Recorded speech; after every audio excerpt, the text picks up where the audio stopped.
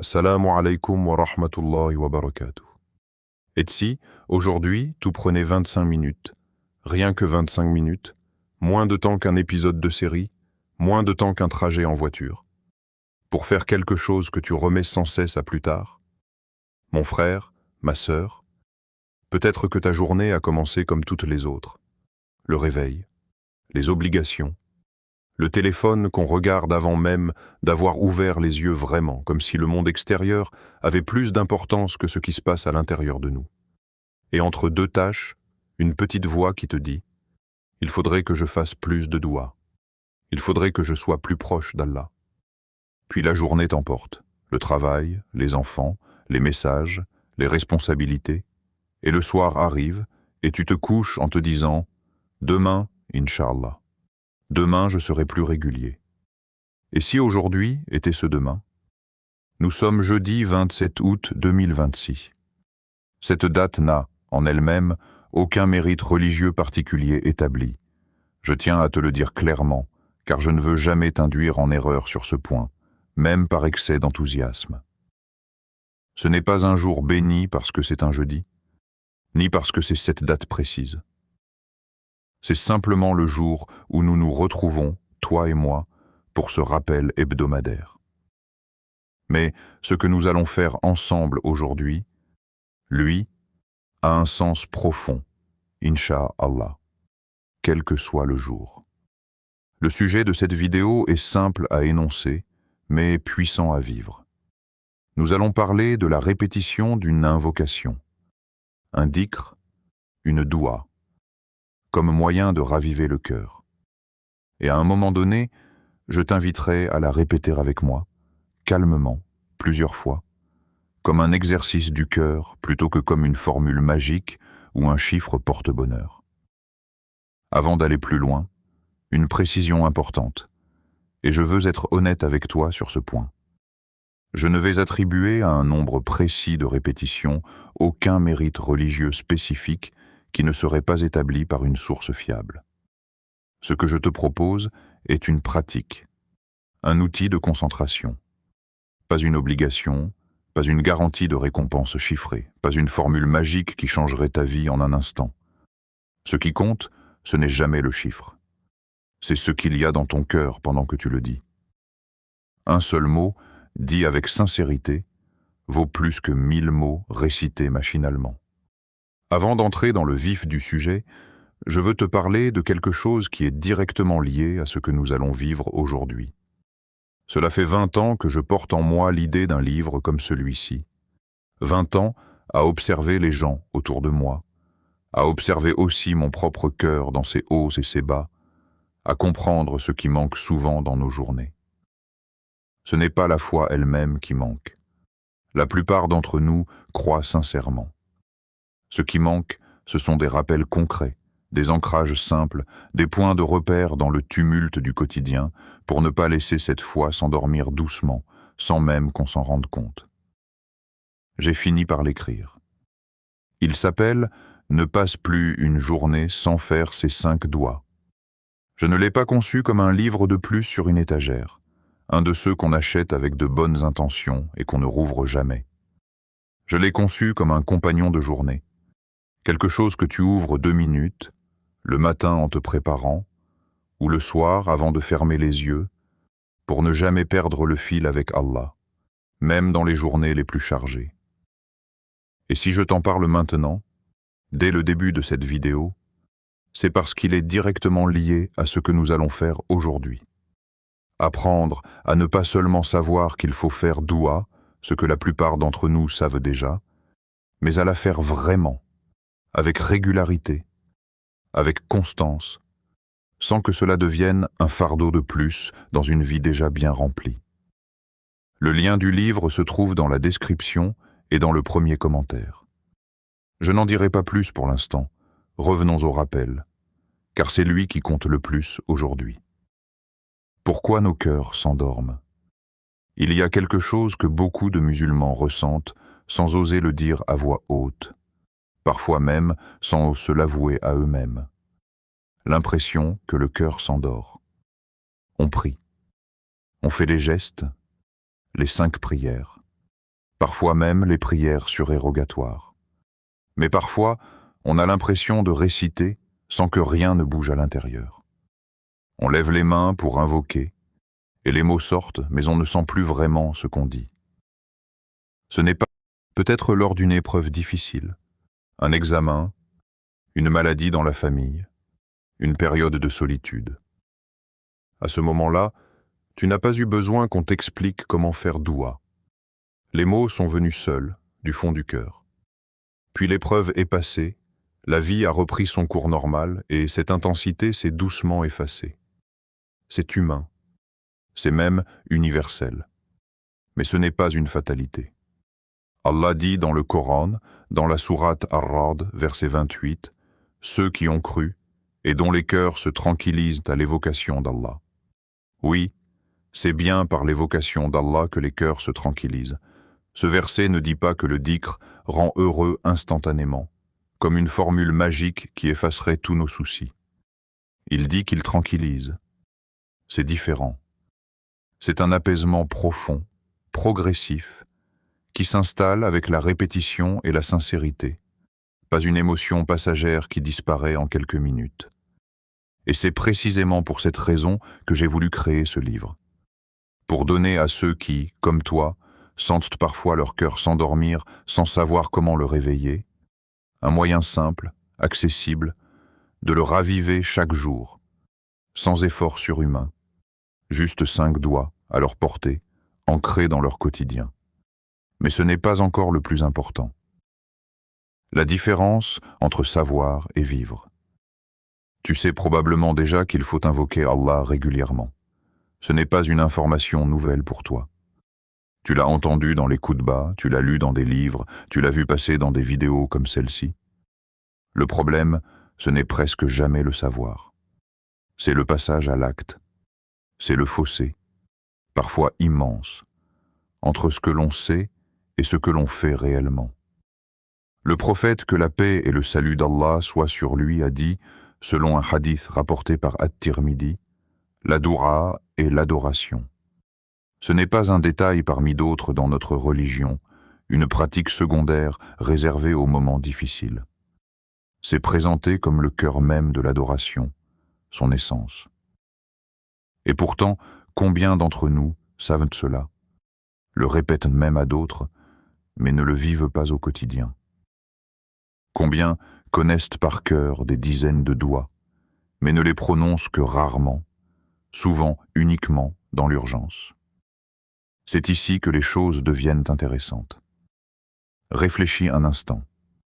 Si quelqu'un que tu aimes profondément, un parent, un enfant, un ami proche, te demandait de lui parler chaque jour, ne serait-ce que quelques minutes, le ferais-tu par simple politesse ou parce que cette relation compte réellement pour toi?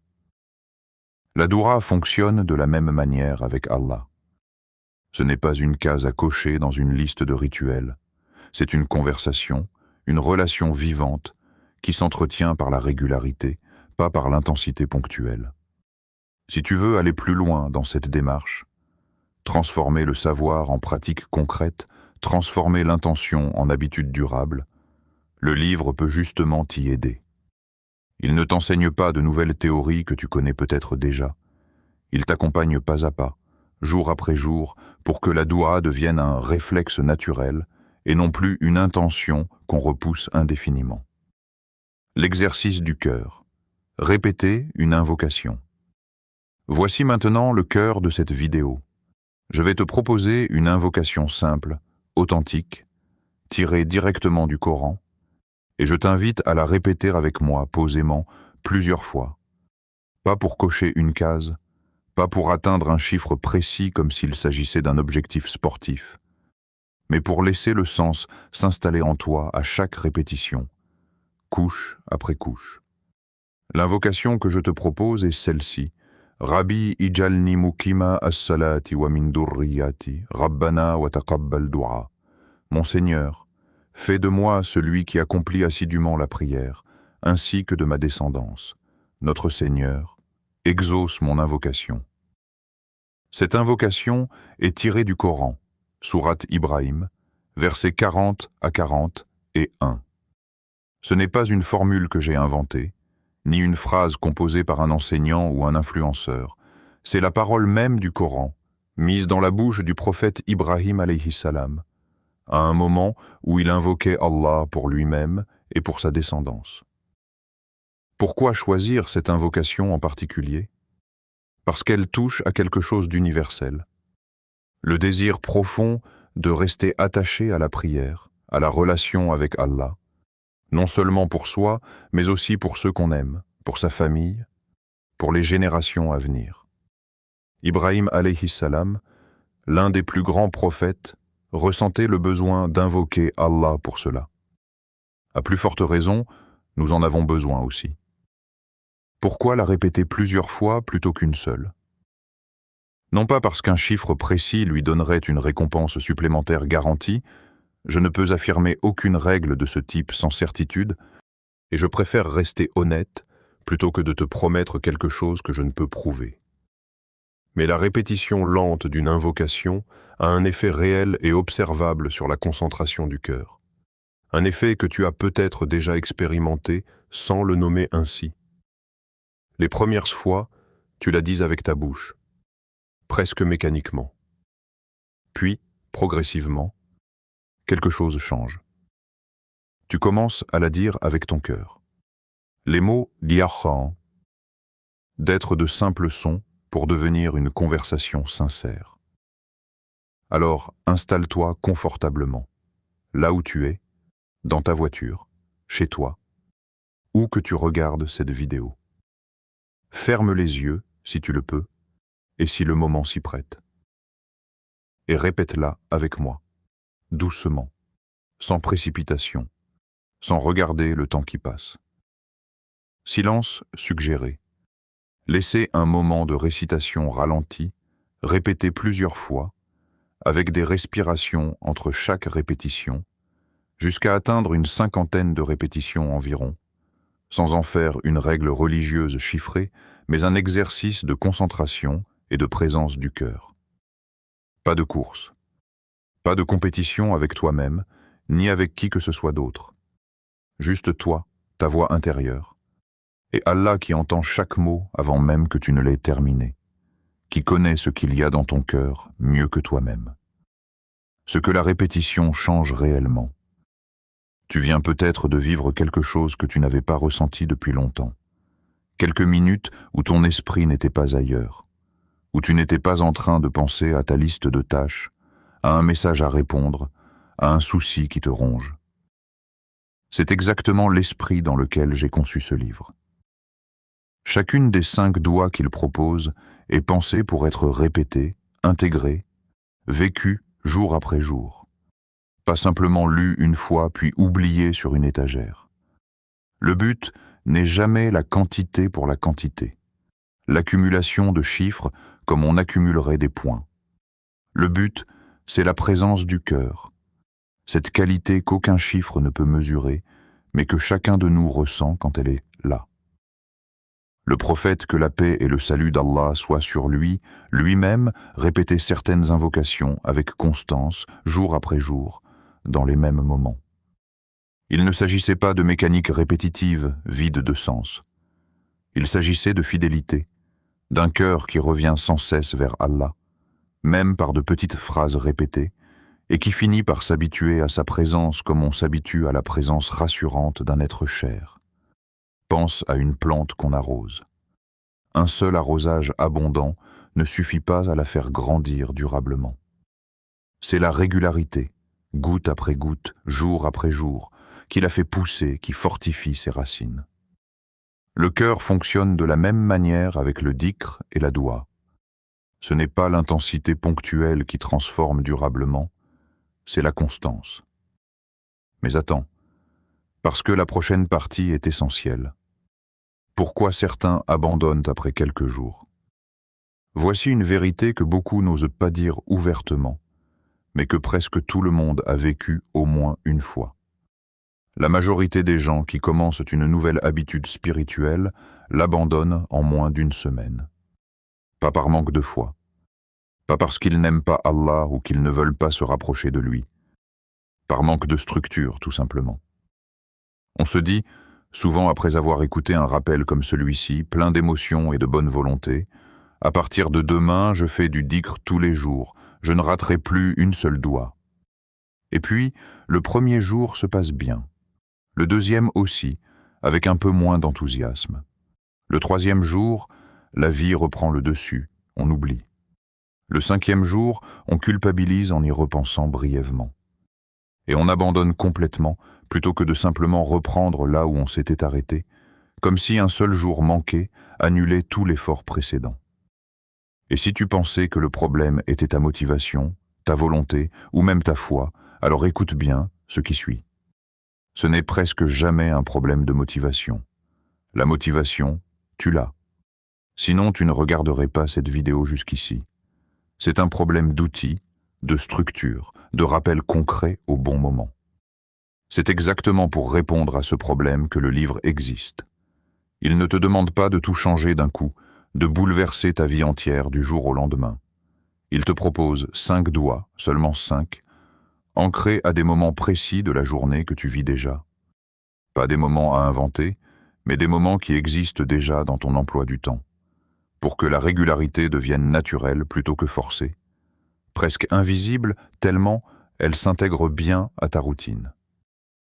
Une histoire pour illustrer ce chemin. Laisse-moi te raconter une situation que beaucoup reconnaîtront, sans donner de nom précis, car c'est une histoire qui pourrait être celle de n'importe lequel d'entre nous.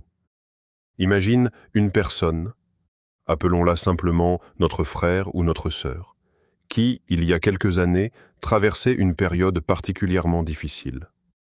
Fatigue au travail, tension familiale, un sentiment diffus de vide malgré une pratique religieuse extérieurement correcte. Les 5 prières accomplies, le jeûne respecté, mais un cœur qui semblait tourner au ralenti, presque anesthésié. Cette personne a commencé, presque par hasard, à répéter une seule petite invocation chaque matin, avant même de sortir du lit. Pas une longue liste de dhikr.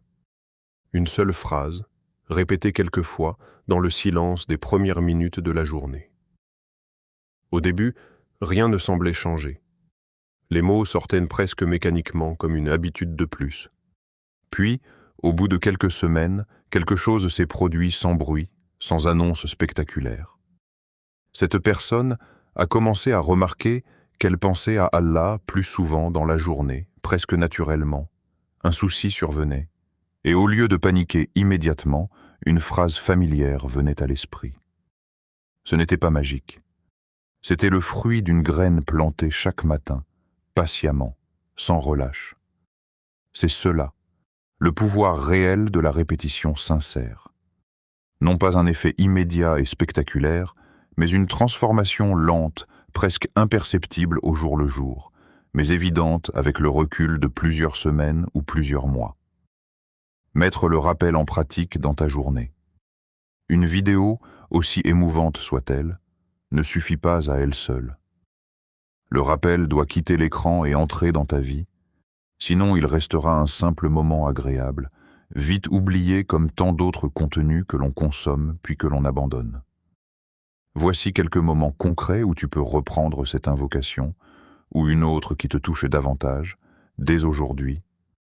Après Fajr, dans le calme du matin, avant que le monde ne se réveille complètement, quand ton esprit est encore neuf et disponible.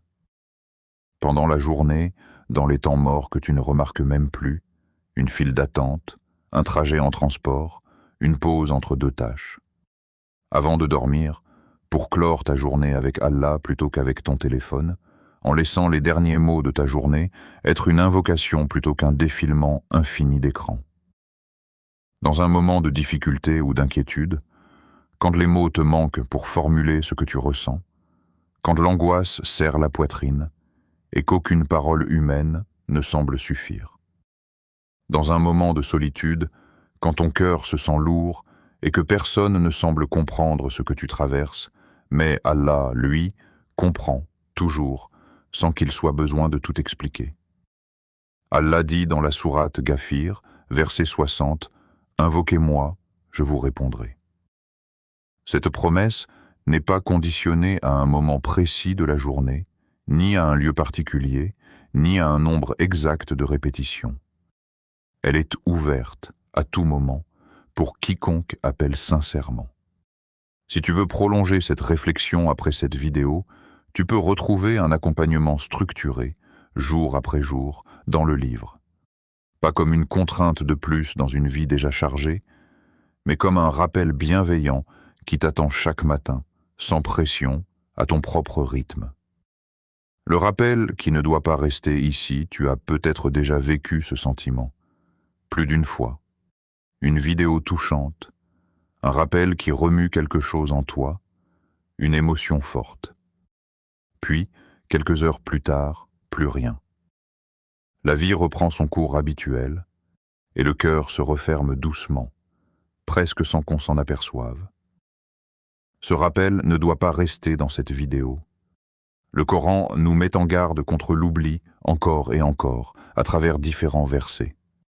Allah dit dans la sourate Al-Hashr, verset 19, « Et ne soyez pas comme ceux qui ont oublié Allah, et qu'il a fait qu'ils s'oublient eux-mêmes. » Oublier Allah, c'est finir par s'oublier soi-même, perdre le fil de qui l'on est vraiment, de ce pourquoi on a été créé, se laisser porter par le quotidien sans jamais s'arrêter pour se recentrer. C'est un avertissement puissant. L'oubli d'Allah n'est jamais neutre. Il a des conséquences sur notre propre identité, sur notre propre paix intérieure. Maintenant, imagine intégrer cette pratique, cette invocation, ou une autre qui résonne davantage avec toi, dans ta routine quotidienne, sans effort de mémoire, sans avoir à chercher quoi dire à chaque fois. C'est justement ce que je cherche à encourager avec ce livre. Faire en sorte que tu n'aies plus jamais à te demander « Qu'est-ce que je devrais dire à Allah aujourd'hui ?» Parce que la réponse t'attend déjà, page après page, prête à être vécue plutôt que cherchée. Invocation finale. Avant de terminer, prenons un dernier instant ensemble, en silence dans nos cœurs. Ô Allah, toi qui entends chaque mot que nous prononçons et chaque silence que nous portons en nous, guide nos cœurs vers toi et ne les laisse pas s'endormir dans l'insouciance.